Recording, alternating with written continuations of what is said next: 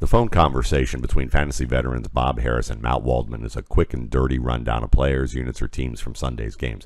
Feel it or fuck it is our instant verdict on the fantasy value of a player or situation, not the ability, effort, or character of the player.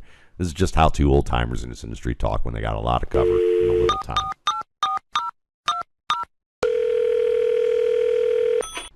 Well, Bob likes Harris's, and so I figured I would call one of my absolute favorite Harris's to help me out this week. And it's always a pleasure, Chris, to be able to have you, to be able to get a chance to join you on your shows. And it's an absolute privilege to have you be able to join me here on Feel It or Fuck It this morning. So, you know, of course, you guys know where you can find him, Harris Football. You can find his YouTube channel, which does fantastic work. And, of course, you know, the website and the newsletter and the podcast. The podcast is fantastic. You should definitely check out all the people that he has on there and the fine analysis that he does. So, you know, have I kissed your ass enough at this point? Well, I was sort of kissing your own ass, given that you were just on my show on Monday. So, well, see, I just got burned on that end. But see, that's the thing. I've been looking forward to having you on this show for a while. So let's get rolling. Sure. Are you feeling J.K. Dobbins as a top 25 fantasy starter with everything that was going on this summer? Okay, so when you say top 25 fantasy starter, do you mean top 25 running back or top 25 overall player? Yeah, top 25 running back. Let's do that. Oh, yes. I think, yes, I'm feeling that. It's a hold-in. It's contract related. The coach doesn't know anything. He keeps saying that he's soon. John Harbaugh's like famous for not telling you anything by when his mouth moves. But if I don't think I would have any questions that he would be top 25 running back if there were no concerns about him in week one. And for all three of the hold-in guys, I'm assuming that they don't have a lot to gain by sitting out the whole season. So I'm buying Dobbins. Yeah. Any idea? And maybe if we put, would you put on the tinfoil hat on this one at all and say, is there a possibility that the Ravens are like, look, we're not going to really negotiate with this guy, and he knows where he is, in this running back negotiation, because everyone's going to pretty much lose at that position for the life of this CBA. But, maybe we don't want to say we want a player who's quote-unquote unproven. We're just going to let him have time off and keep him healthy until the games start. So let's just have this, this is a convenient way to have a little drama. But right. We're going to, it's a hold in, but we all know where this is going to go. But rather than telling the media that because we don't want them to question, why would you hold out a player who hasn't had a lot of snaps, on this level? Yeah. Do you think there's something to that? I mean, would you put the tinfoil hat on for that? Or would you say, nah, let's look at it for what it says on the papers here? Oh, I think it's all about the contract. I'm fine. I'm sure that the Ravens aren't sad that he's not taking, hits in the preseason. They don't take hits in training camp anymore. I think the time to worry about drafting the three guys. We're going to talk about one of them. I think another one of them in a second. Is we get to Labor Day weekend and there's still no movement, and they haven't agreed to come in, and they haven't bumped up their salary a little bit or whatever. At that point, could I see a world where I go, okay, Dobbins, now you're 27. I can't do you at 25, anymore. I can see the world. The thing is that even if a holdout lasts into the season, it's going to be one or two games. They don't get paid if they don't play. Yeah. So he's a good enough player. He is sort of unproven, but he is a good enough player that I am still interested. Okay. And Jonathan Taylor, as a Colt, do you think he could be top 20 at his position easily all season, even as a Colt? Or do you think he stays a Colt? Well, I don't have any idea whether he stays a Colt, but assuming he does, he's going to stay a Colt. I don't think anybody's going to trade enough that the Colts would find it worthwhile to, give him up. They have him over a barrel. They have all these running backs are over a barrel. Yeah, is he top 20? Yeah. Is he top 10? Yeah. Yeah, he's still really good. Like last year he was banged up. He was hurt. And the offensive line was about as bad as it can be. I don't think the line will be as bad, just the law of large numbers eventually. I feel like maybe it'll never get back to where it was a couple of years ago, but it'll be better, and he will probably be healthier. And yeah, I have him as a first round pick right now, like towards the end of the first round. Again, if I get to Labor Day weekend, is there a chance that I'll cowardly say, he's pick 20, just to make sure I don't get too ruined? The difference between having to draft Dobbins and draft Taylor is that if you're drafting Taylor, he might have to be the best player on your team, given that he might be a first-round pick or early second. Whereas with Dobbins, no one's going to take him that high, so the risk isn't quite as scary. So I could see people, contract-wise, just, we get to the last weekend before drafting, I could see people chickening out. I could see me chickening out, but I still would predict that he'll be top 20 for sure. Yeah, I mean, I could totally see a path to saying I'd rather take the risk with Dobbins and see if he can give me top 15 production at the position, knowing that in Todd Monken's passing game, that and the way that they're going to spread the field a little bit more, that he might be the pick to have. I don't think they're going to specialize with Justice Hill as much as maybe some Justice Hill, niches of people will say, or a Keaton Mitchell or anybody like that. I think Dobbins, you watch what he did in that Clemson game, back in the college football playoffs, you could see that in terms of leaking out, being a screen player, the explosion that he has, he's a threat. And I think that he may be what the Jacksonville Jaguars thought Travis Etienne could possibly be. I think he's more the reality of that upside if he can stay healthy. So I'm a little more excited about J.K. Dobbins than other folks. I wouldn't draft him in the same range as Jonathan Taylor normally, but right now I think that the way you're talking about what direction you're coming from to draft a player, I can totally see why it's feasible to chicken out on Jonathan Taylor, feeling like that you're drafting him at his ceiling as opposed to drafting Dobbins at maybe more of a midpoint or even a healthy floor. So yeah. How about Tyjae Spears? I mean, I know we talked about him on your show today a little bit, but do you see him even having a shot to being a fantasy contributor if with a healthy Derrick Henry in leagues this year? I mean, I'm talking out my ass. I don't know. Okay. I don't know about the rookies. I don't scout them. I rely on you, frankly. I'm excited about Tyjae Spears because you're excited about him. When you give him the Jamal Charles comp, not the comp, but like as a aspirational sort of thing. That's exciting because Charles is one of my favorite players. I'll say no, probably not. The likeliest scenario is, for me, the thing that I missed on Henry very early in his NFL career, because to watch him for 3 quarters is to not see a very impressive running back. A lot of slow floating towards the line and then falling down.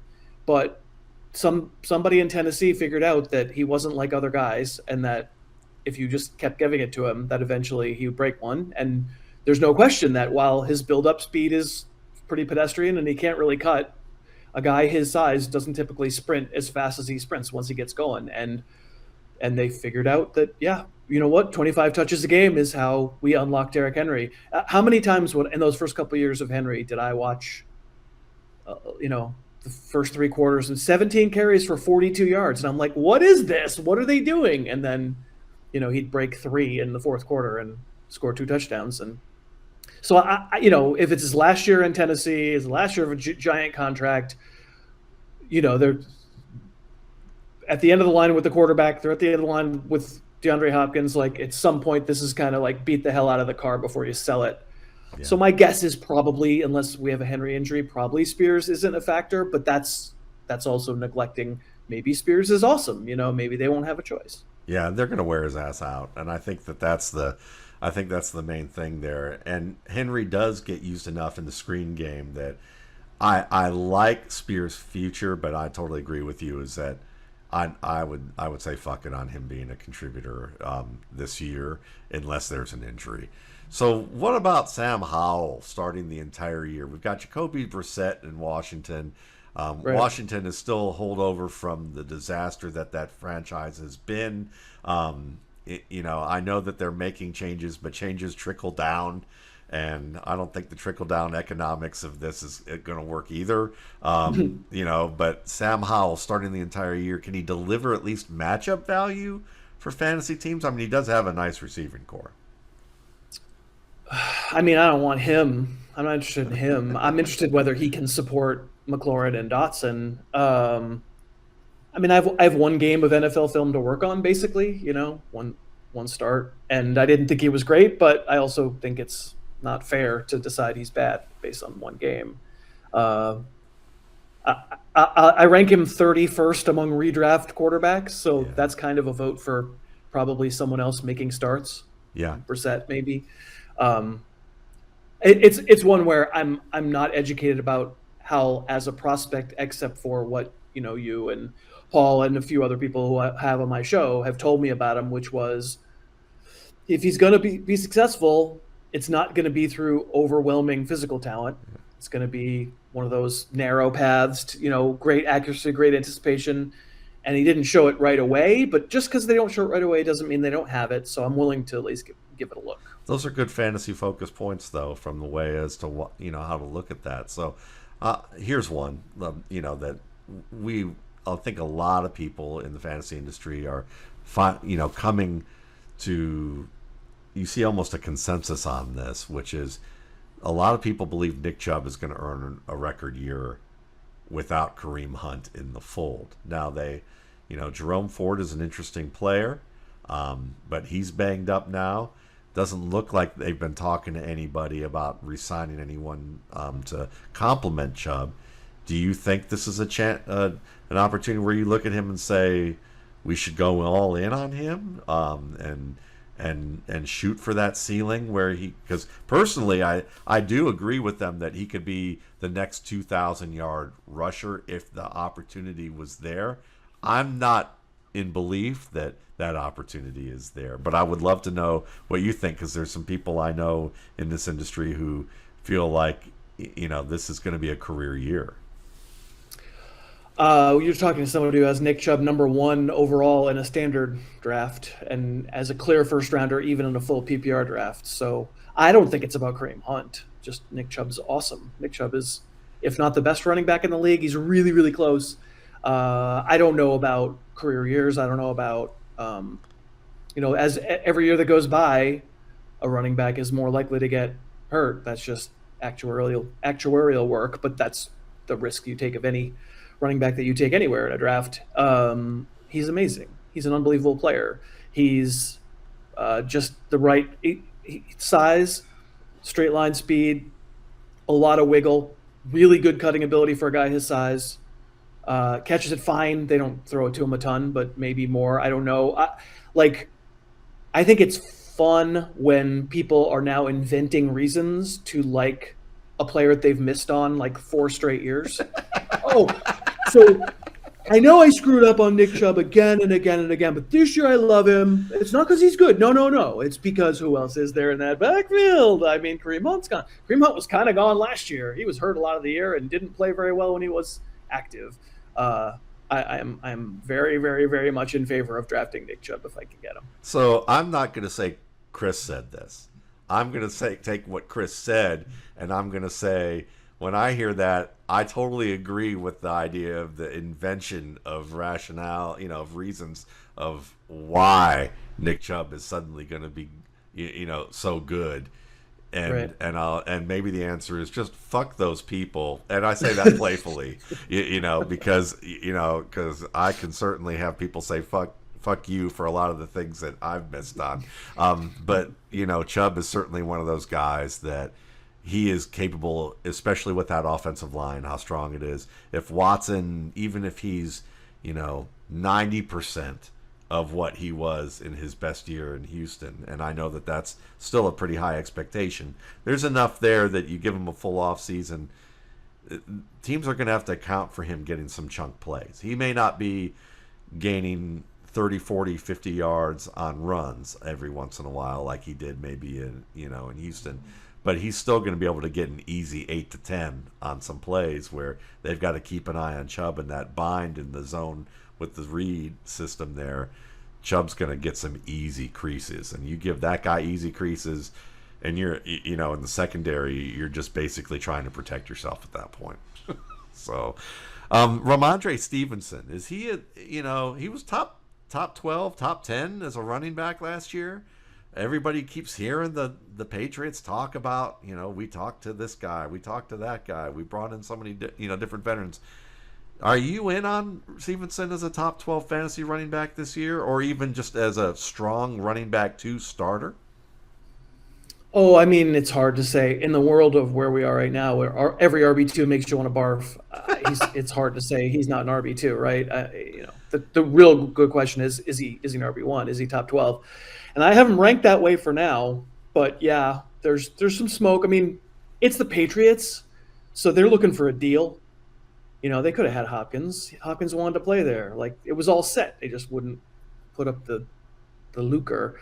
And so, if Zeke wants to go play there for veteran minimum, if Fournette wants to go play there for veteran minimum, I won't be shocked if they sign someone else. I'm not sure that should really change our opinions, because at the point where you're taking Rhamondre Stevenson, name me the running back who isn't going to have some annoying threat. That's the reason RB1s are RB1s a lot of the time is just because they don't have the serious threat, but everybody else does. Every RB2 has someone we go, yeah, that could go wrong.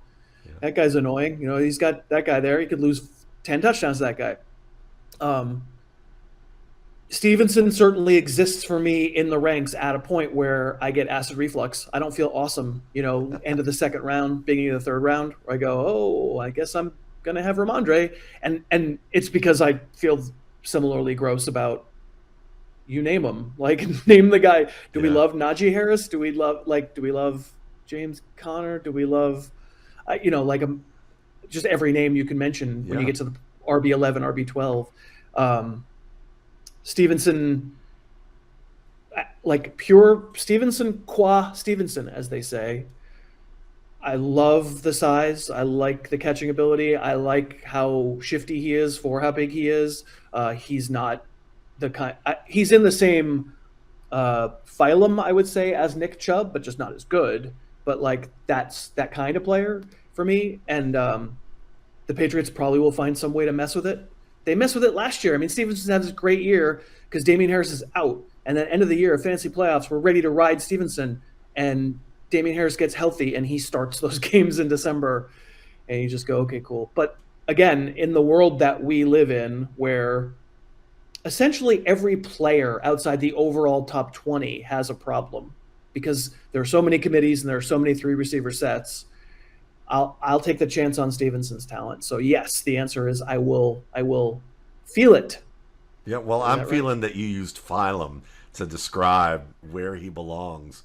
And qua other players and qua, yeah, absolutely. Yeah, a lot of Latin, of Latin on this show. Yeah, see, I'm loving this right now. But we have, I love Stevenson as a pure player, and I agree with you about the discount, because to me the Patriots are like shopping at Dollar General all the time when it comes to free agency. And if you live in the South, Dollar General and Waffle House are pretty much like, you can't go more than like a half mile in either direction and not see one of these joints somewhere. So I think that they're doing that just from the standpoint of, we don't trust Kevin Harris quite yet. He's gotten better, but how much better is he really? Can he really be that guy? Ty Montgomery, we know he's going to play 5 plays, get hurt, come back 3 months later, play 5 plays, get hurt, rinse, wash, repeat, or other order of that. And then, of course, Pierre Strong, who's, lightning in a bottle.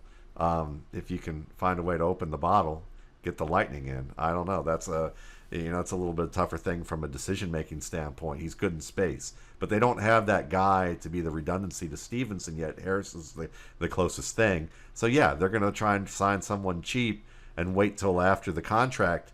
You get a roster bonus, I believe, in the preseason. You pay some extra money to aging veterans in the preseason. So you try to avoid that a lot of times. So, we'll sign someone maybe during the regular season if some of these guys that we give reps to don't really show anything. But if I have to take a chance on the acid reflex on any of those guys, it would probably be, I'm going to take Stevenson and make sure I have the Tums handy, or whatever, the apple cider vinegar, whatever it is that your weapon of choice for that kind of thing. So yeah, I feel him as a top 12 guy. If I have to look at the end of that end of that ranking list, I would be okay with that, and I'll take the shot. But I'm going to be a little more conservative in my drafts, probably after I go that early to the hole with him. I feel like he's going to be one of the riskiest picks I take in the first 5 to 6 rounds. So I'll want to kind of compensate for that. Do you think, that Brock Purdy is going to build on last year's stretch run in San Francisco and actually deliver fantasy value in standard or obviously 2 quarterback formats? I think he's obviously in play. But what about just in one start 1 quarterback formats? Do you think he can deliver fantasy value this year? There's one load-bearing word in that sentence, the word can. I mean, like, I can fart out some, roses right now, but it isn't where I would draft myself in the rose farting category. I'm not going to draft. But will you finish top 3 compared to our other guests who farted out, roses? So. Yeah, like I'm going to say no on Will for Brock Purdy for top 12 because I'm not ranking him there. But I'll say this, like I was real skeptical in December last year because, I was watching those games week by week, and for sure there were Purdy's detractors have a point that there were an awful lot of yak plays, some easily dropped interceptions, just a lot of things went really right. He had a sun run, Brock Purdy did, as we say. But I went back and did film on Purdy and rewatched all the throws from the games that he did start. Just recently on the podcast, maybe I think it was like 2 weeks ago. I can't remember, but people can, if you're interested in hearing that full conversation, it's there somewhere.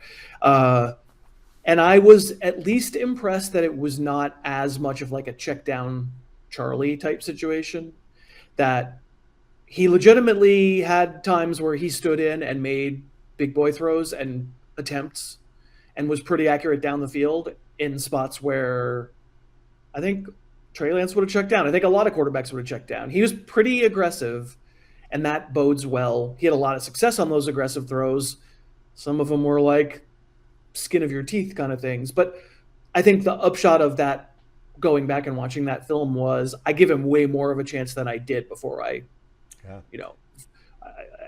like if he was just going to be some flavor of the 3 weeks, Scott Taylor Mitchell. Heineke reborn, I give him more credit for that, and I think he's probably the starter in San Francisco, which is already worth something. Superflex, he's a draft pick, no question. He belongs in the top 20, but I don't think top 12. Yeah, I agree with the overall assessment, and I love what you noted on film, because it's the same thing I noted, and I got to provide that scouting report in advance to his quarterback coach, Will Hewlett, who coaches him and Anthony Richardson. And pre-draft, one of the things that I had noted was he's a very aggressive player for someone who doesn't quite have the arm talent that you're looking for as a top starter, but you can see him seeing the field like a top starter and being almost right on time to where he needs to be to make some of these tough throws. And sometimes he makes them, but sometimes kind of like Kirk Cousins early in Cousins' career, which was he saw certain plays like Brett Favre would see, but he thought he had the arm that Brett Favre had to be able to have a 320-pound guy in his lap and try and still make the throw. And people would beat on him to death for those decisions. And Purdy was one of those guys that I said that I was worried about that, because I could see the calculus that he was doing, and it was the right answer, but maybe the timing and the arm weren't quite there for it. And that was something that, his coach had said, I watched tape with him, and I had read your report before I watched tape with him. And some of the things that you noted on tape were similar to what you're noting, Chris, as well as that The aggression was there. He saw it clearly. And then there were even things he said, I regretted making the throw because I saw it, but I thought I could do it, and immediately when I let it go, I was like, no, I can't really do that. So the fact that he's made some of those improvements, even in the course of being a rookie, and showed enough care that there were some rookie-esque type of decisions, but not so many that they were out looking for a veteran to limp them through the playoffs is a good sign. Right. So I'm with you there on that. So who are you feeling as this number one receiver in Kansas City when we get rid of Kelce from the equation? Because for years it's been everyone's always said, well, Mecole Hardman, he's going to be a thing. Or before that, DeMarcus Robinson, he's going to be a thing. Marquez Valdes-Scantling, maybe he can, provide something. I don't know. That, people at the corner store when they're getting their lottery scratch-off tickets. But it's one of those things that fantasy people love to chase that third receiver when it's been a two-man receiver game, pretty much Kelce, and whether it's been Hill or Juju Smith-Schuster last year, as kind of like the two most targeted guys. And then there's everybody else who's on the fringe of fantasy value in a lot of leagues, but they never quite be in that situation where we're going, Patrick Mahomes is supporting, 3 or 4 high-end starting, guys in fantasy. Do you think that changes this year? But more than anything, is it Skylar Moore? Is it Kadarius Toney? Is it somebody else? Where are you at with the number one receiver in Kansas City? Well, it's not Marquez Valdes-Scantling because I've seen him play. He's bad, so it's not him. Right. Like everybody else, the 5 minutes that Kadarius Toney was healthy with the Giants, I was like, holy moly, this guy's open all the time and he catches everything. And then I just, I understand why Tony's going highest among them. It's probably too rich for my blood. I just having seen Mahomes win a Super Bowl and produce an MVP season and an incredible year with Kelce and nothing, it just makes me go, I don't know that I have to believe any. For me to believe Mahomes is good, I don't really have to believe any of them are good for fantasy. The one I have highest rated is Sky Moore, but that's probably just he's the one I know least about because he played the least last year and wasn't. I don't know. He played more as the season went along, was hurt for some of it, and looked kind of like a generic slot weapon. I don't even have any of them in my top 50 receivers. I think Toney is the one who probably, if he ever could put together a healthy season, and I think behind the scenes, there's maybe I've heard rumblings that maybe he's not the greatest teammate. If he puts all that behind him, I understand why people are going, if I'm going to take a shot in the middle rounds, I'll just take a shot on Toney. I probably am not going to do that this year. I'm probably going to wait to see it because it feels like it's been a few years now of waiting for Toney. So the answer is none, but Sky Moore is technically, they are all on my list. So Sky Moore is the highest on that list. I think that's the wisest play, honestly. I mean, now I wrote an article about Toney early in the preseason saying this is why he could have a career year, even if he's not going to reprise the Tyreek Hill role. Right. But the big risk, and I've state this very clearly, is the way he is as a mover. He's a high risk mover. He gets his legs and knees well outside his frame when he's planning and cutting, which often leads to him falling down, which we saw early in his career, falling down and then having some sort of muscle strains that result from that. So he might be one of those movers that, because he's so inefficient but dynamic, that he's always getting hurt. Dante Stallworth was kind of that way back in the day, the former track athlete Tennessee receiver who used to leave his game checks in the back of his trunk in New Orleans early in his career.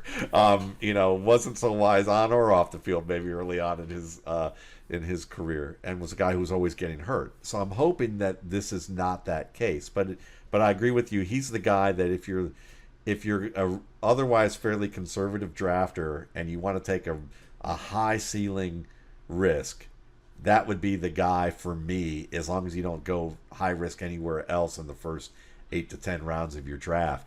And then after that, I think the wisest thing maybe to do is, if you're not taking Kelce, you're looking at Richie James, Justin Ross, and guys like Rashee Rice at the very end of your draft. And really, Rice you don't need to draft. James and Ross, maybe you do in a 20-round draft, maybe, but we're going to be talking about them on your show once a month as a waiver guy, yeah, on the waiver wire guys, because those are the guys that can provide value. We know Richie James does that. He's a longtime favorite in that regard. All right, so the Eagles have a clear leader for its backfield with fantasy running back 2 value. Bullshit or for real here? Feel it or fuck that statement.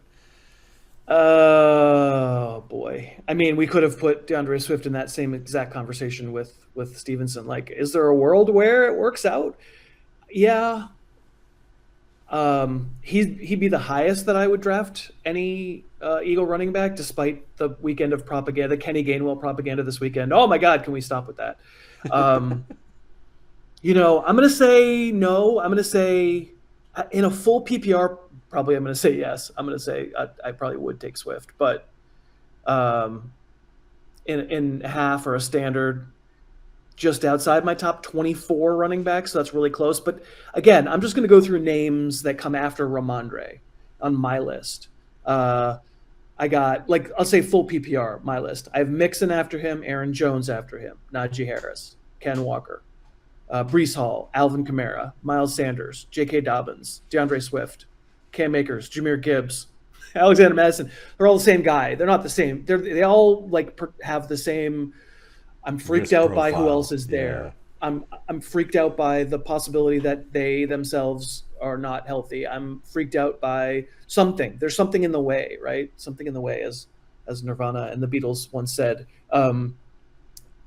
I guess I'm going to say, yes in a full PPR, no otherwise on Swift.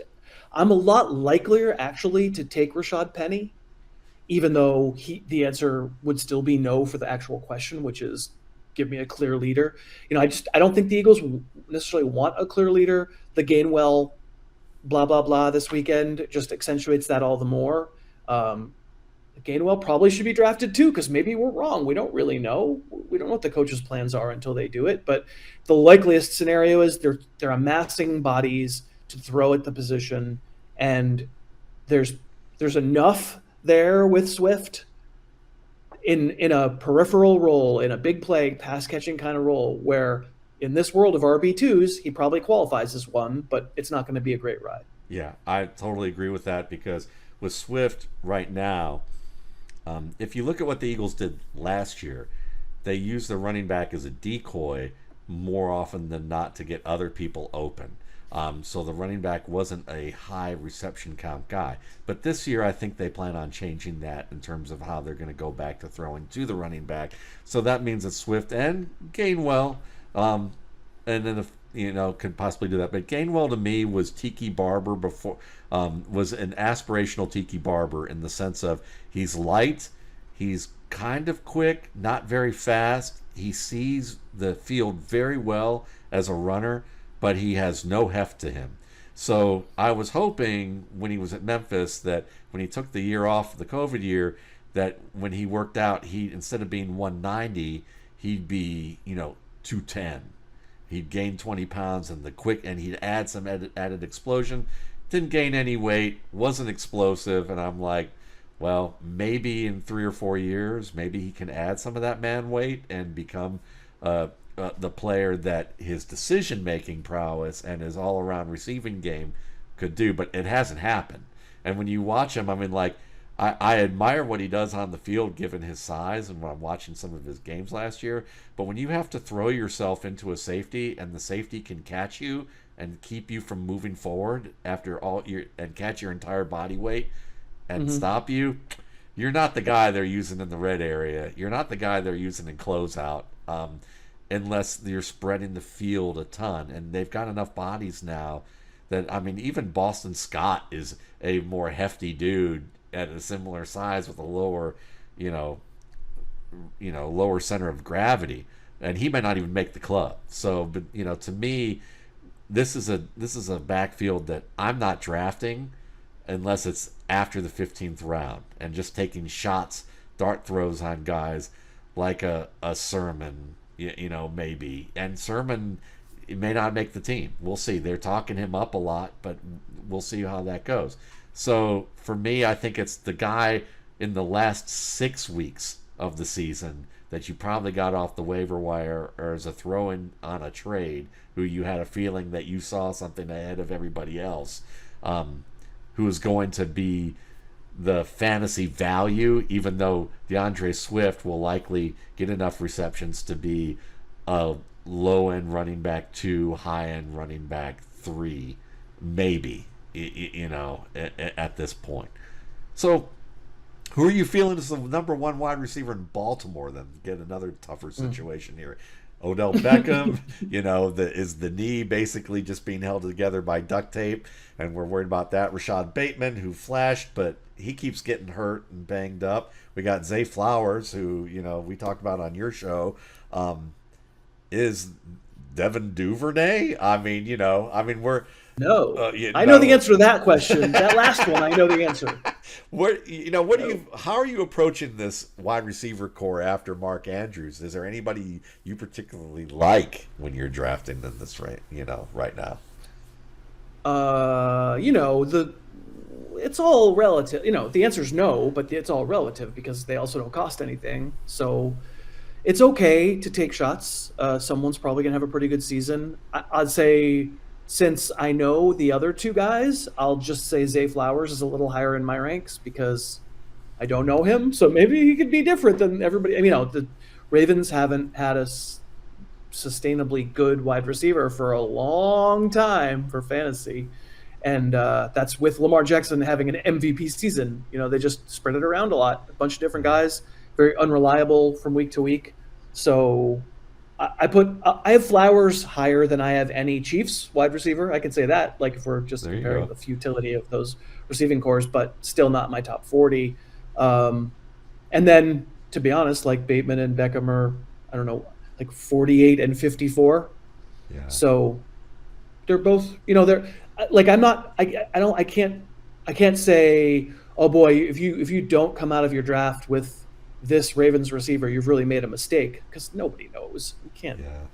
We don't know. So much of it's just about health, and then the unknown of a rookie coming into the league. But I also don't think you're wrong if, when you get to the triple-digit picks, after pick 100, you just take a shot on one of them. Which one? They're all going to cost roughly the same. Yeah. But I'm just fine, kind of putting them in a hat and picking one if you feel like you just want a piece in case Lamar goes crazy. And if, honestly, it's hard for me to see Beckham or Bateman making it through full season, so probably I'd be apt to say Flowers. Yeah, I would agree with that, because when they spread the field, what you're going to see is that if Beckham and Bateman can stay healthy, they're going to do enough spreading the field on the outside with Mark Andrews inside, that they're hoping to create some coverage breaks for some easy down the middle of the field deep shots, to whether it's Zay Flowers or whether it's one of Bateman or Beckham who works that middle of the field. Because Lamar Jackson, to me, is certainly a guy you're going to take a shot on early if you're going to go early with quarterbacks. I totally feel that idea with him. He's not great on the power throws to the outside. The deep out, the deep comeback, that's never going to be his thing, just like Deshaun Watson. He doesn't have that kind of arm strength. But like Watson, the kind of arm strength where you can throw the moonshot, the Russell Wilson-esque moonshot, and you can throw it up the sideline and lead your receiver. Oh, he has more than enough arm to do that, and he's very good in the middle of the field. So if you get enough of the receivers working underneath and you're spreading the field enough that you're concerned about guarding every inch of space, you're also sneaking guys behind the defense, and that's what they're hoping to do with Jackson. So for me, Jackson's a priority pick if you're looking for a quarterback early. You're that kind of a drafter, and you want the ceiling of what he can do. And then, obviously Andrews is the safest guy. And then, like Chris, like you said, it's between those three guys. Bateman gives you probably the best yak in terms of overall power and speed. Flowers is probably the niftiest. He's probably one of Tyjae Spears and Tank Dell out of Houston are probably one of the three best open field running rookies of this draft class. And Flowers can give you probably a little bit more, they'll probably use him a little more in the middle of the field than they will with Bateman. So to me, Flowers makes a little bit more sense due to health, due to dynamic ability, and how they're going to place him on the field. So I will say, though, Odell Beckham probably gives you the most yak, though. Yes, absolutely. He does. There's yak and then there's yak. Yeah. And there's what could have been. That's the other thing. Fair. But as a Browns fan, I'll blame Baker Mayfield. Are we feeling George Kittle to ever return to the years of delivering 16 to 17 starts in the NFL again? I know predicting injuries is rough, but the tight end position is one where, my buddy Adam Harstead at Football Guys, we've often talked that a true tight end who does everything as a blocker and a receiver, who can split outside, work inside, block defensive linemen and strong side linebackers, are rare. They're like unicorns. But we talk about them in terms of evaluation like they just need a few years to become complete tight ends. And there's really very few of them. Rob Gronkowski was one, but even he couldn't, he had a long career being the type of tight end he was. Do you have any fears about George Kittle just breaking down and that maybe he's already past that point of no return? Or am I too early on that? And you gotta take yourself some George Kittle if you're looking for an early tight end after Kelce or maybe Hawkinson. Kelce, Andrews, then Kittle for me. No, I don't even know where this is coming from. He played 15 games last year. He played 14 games the year before. Yeah. I don't even know. He got hurt last year, but he played through it. He started 15 out of 17 games. It wasn't a good yardage year, and he was hobbled. There's no question through some of it, but he was out there, and he scored a lot of touchdowns late. I really have no concerns. Cool.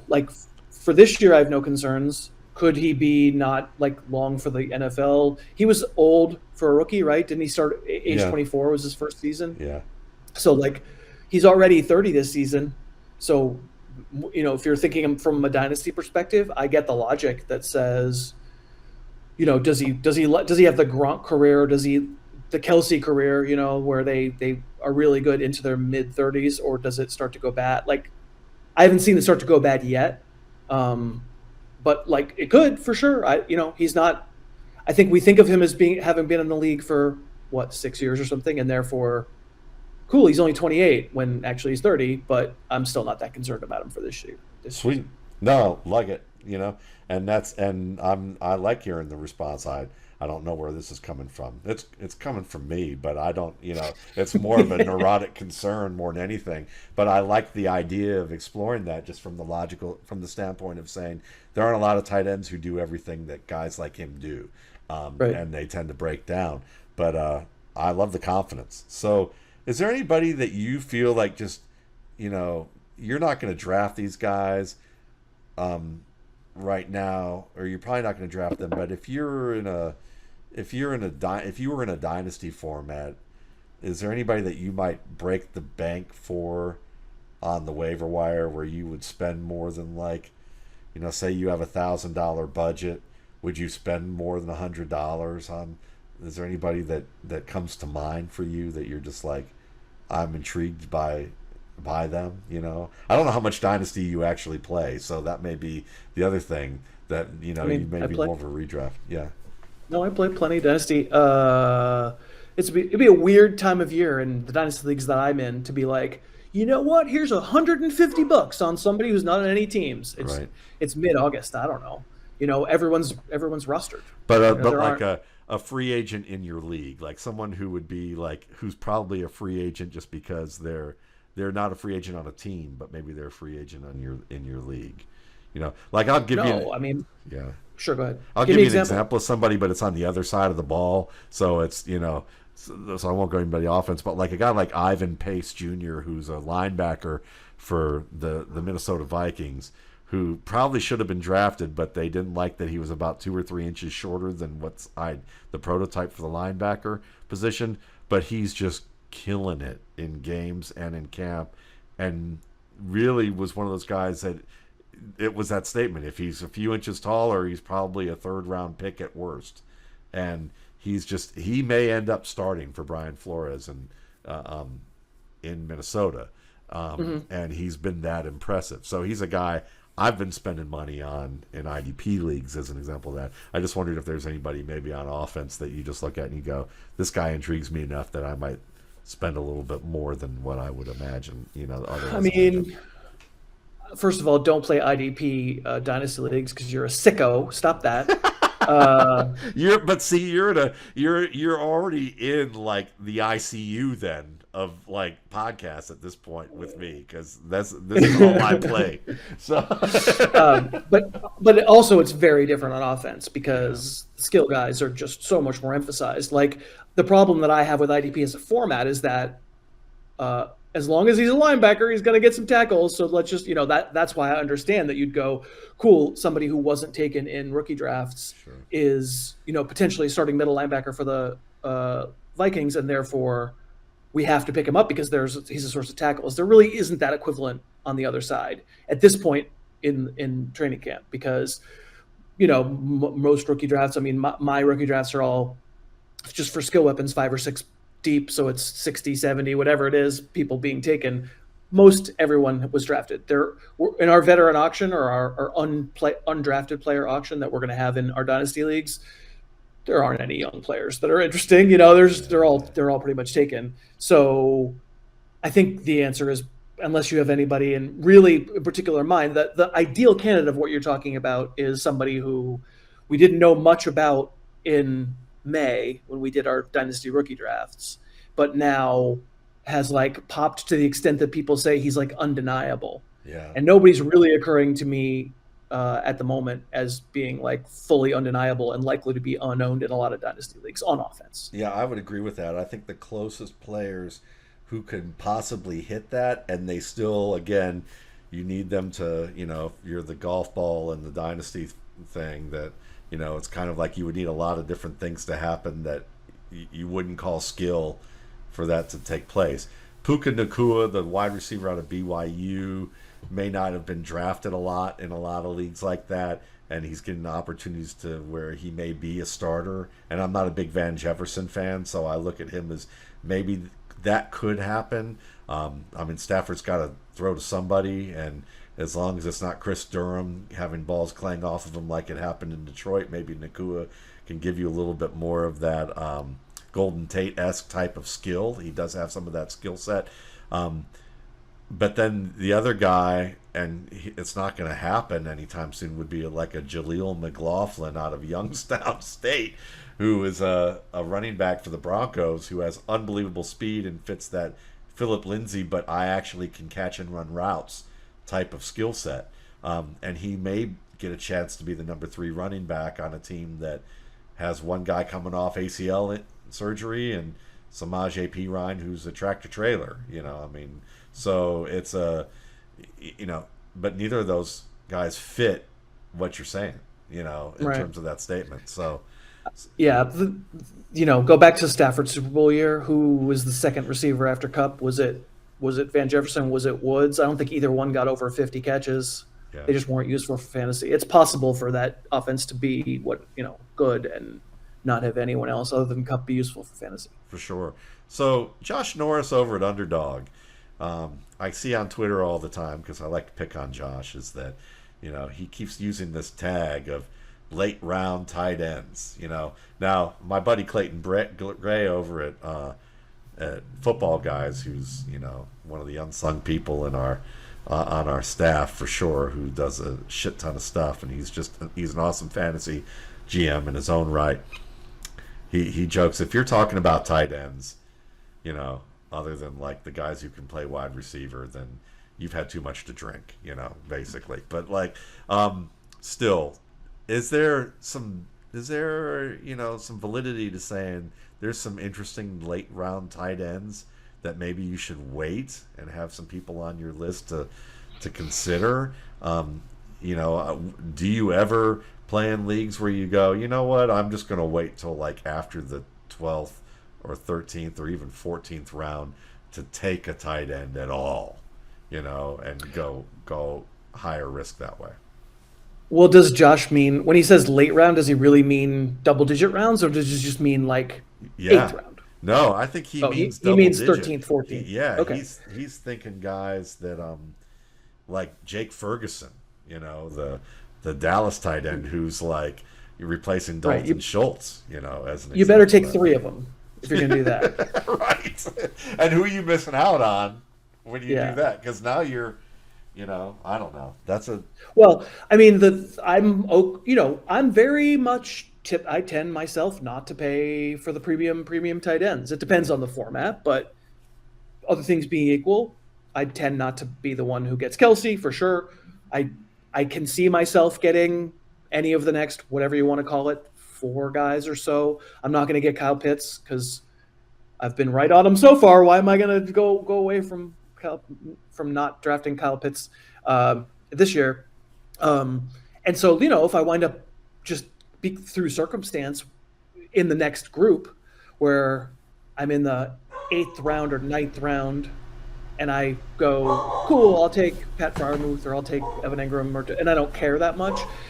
Is there a big difference between those guys and Jake Ferguson? Maybe not, but also maybe, because I've never seen Jake Ferguson do a damn thing in the league.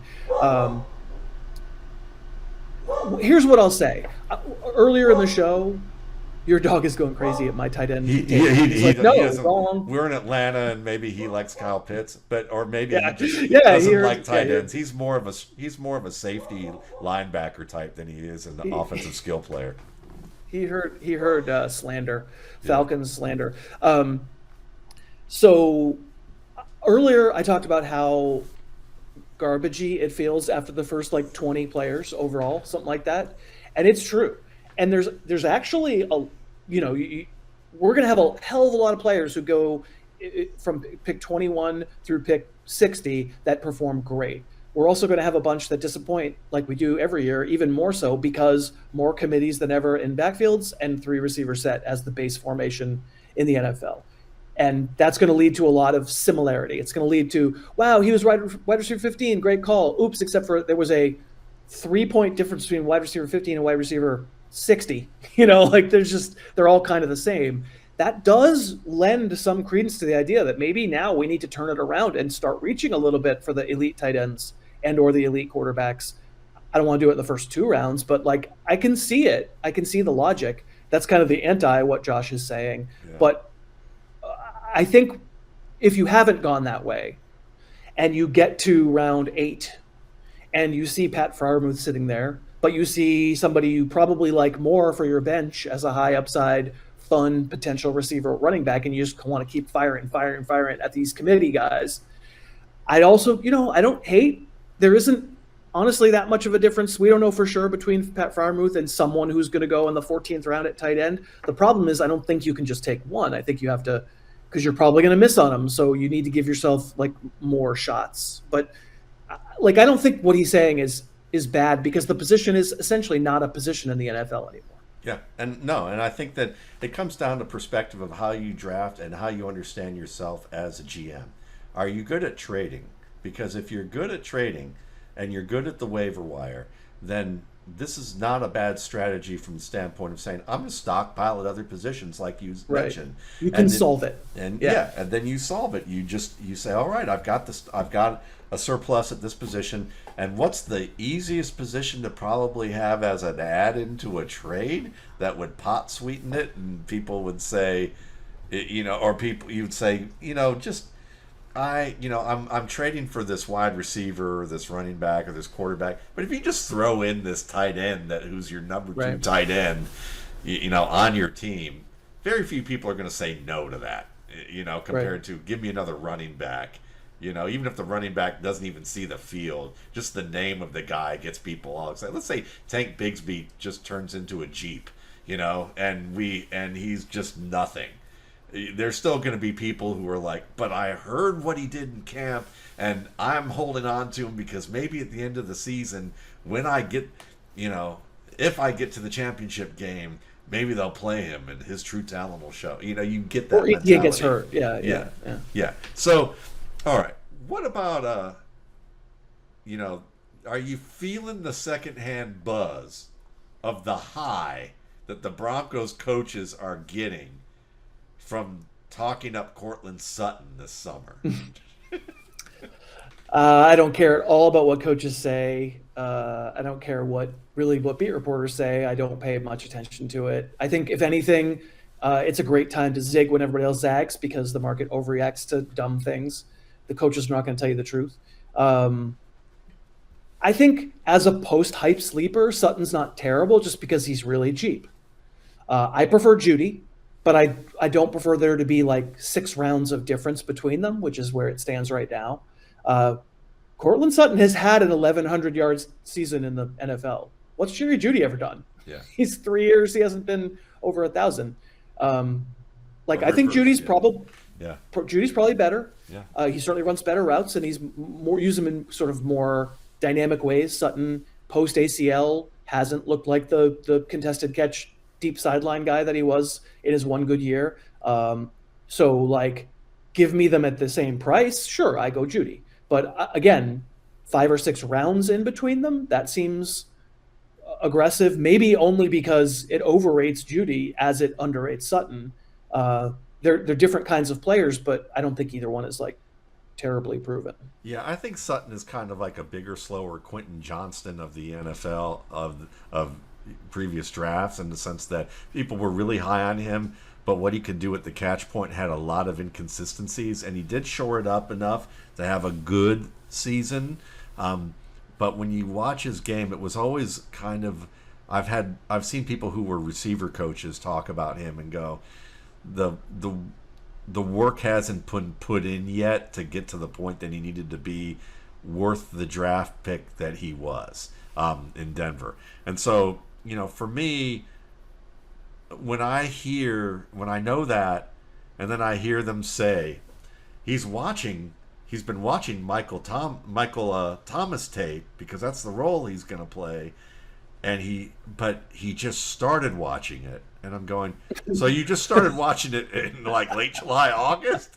I mean, that's like having like a research project where you've got 8 months to get ready for it, and you just started them, 2 weeks before.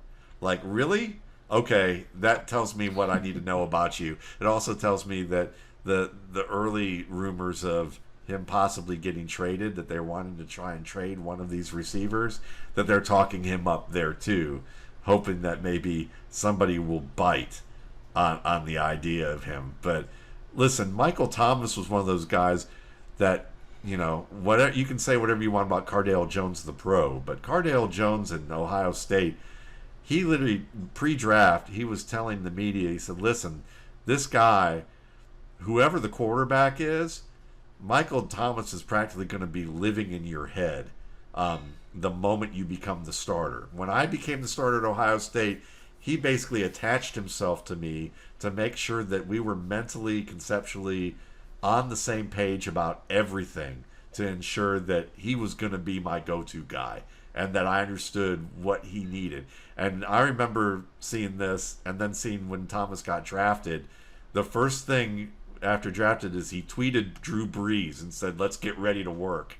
Like, I'm I'm calling you up.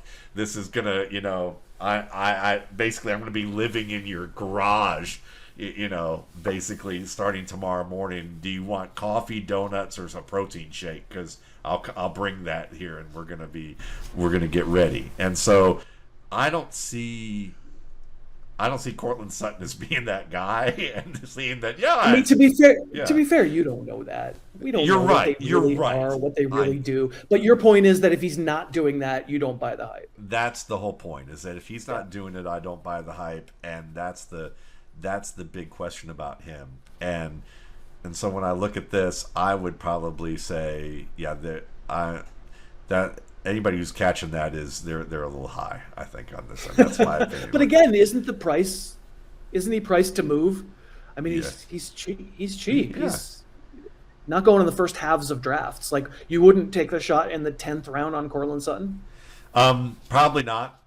In the 10th Okay. round, if Dalton Kincaid were there, I would rather take the shot on a Dalton Kincaid, who I think could have a shot of being Cortland Sutton's floor, but his ceiling might actually be closer to what Kyle Pitts did his first year with actual touchdowns being involved in that. I mean, offense. isn't Sutton's second year better than anything Kyle Pitts has ever done? That might very well be the case, but Okay. but I would say that at the same time, I don't think we're going to return to that. So Yeah, his knee may never be the same. That's yeah, fair. yeah. But I'll say that what was a lot more than fair, even though apparently my pre-draft evaluation of a Harris, was had some critical points, is that it's always a pleasure getting a chance to talk football with you, Chris. And obviously you guys know where to find this guy. I mean, Harris Football does fantastic work. I miss the almanac myself, but Thank but you. the podcast is fantastic. The rounds of guests that you get, the analysis that you do on YouTube, definitely go check that out. It's always fun to have a fellow film watcher on the show. Thanks for having me, Matt. It was a blast to get to do it. And anytime you ask, I will be there. Awesome. See y'all later.